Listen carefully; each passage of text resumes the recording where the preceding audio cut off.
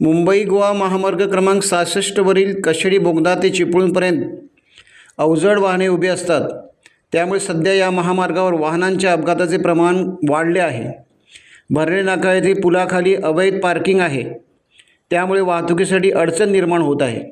यासाठी तातडीने यावर कारवाई करावी अशा प्रकारचे निवेदन भारतीय जनता पार्टीच्या वतीने वैभव खेडेकर यांनी खेडचे पोलीस निरीक्षक विवेक आयरे यांना दिले आहे। मुंबई गोवा हायवेवरती भरणा नाका येथे उभे आहोत। गेल्या अनेक दिवसापासून या रस्त्यावरती मोठे अपघात होत आहेत आणि हे अपघात इथे अवैधपणे पार्किंग केलेल्या गाड्यांमुळे होत आहेत। आमच्या खेडमध्ये 2 कुटुंब अशाच पद्धतीने पार्किंग केलेल्या गाड्यांना मागून धडकून त्यांचं नुकसान झालेलं आहे। त्यांच्या घरातले लोक मृत्युमुखी पडलेले आहेत। रातूनगर पासून ते खोपी फाट्यापर्यंत अशाच पद्धतीचं अवैध पार्किंग या हायवेवरती केलेलं आहे।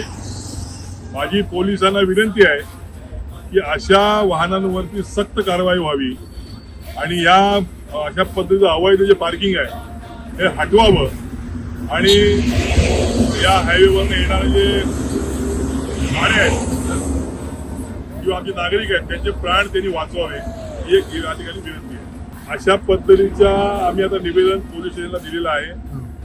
पीआयना त्यांची खबर दिलेली आहे। जर का हे अवैध पार्किंग हटवलं नाही तर भारतीय जनता पार्टी या ठिकाणी उग्र आंदोलन छेडेल। या सगळ्याची दखल मुख्यमंत्र्यांकडे घेतली जाईल, आमचे प्रदेशाध्यक्ष रवींद्र भाऊ चव्हाण यांच्याकडे दिली जाईल आणि मग होणाऱ्या कारवाईला डिपार्टमेंट सामोरं जाईल।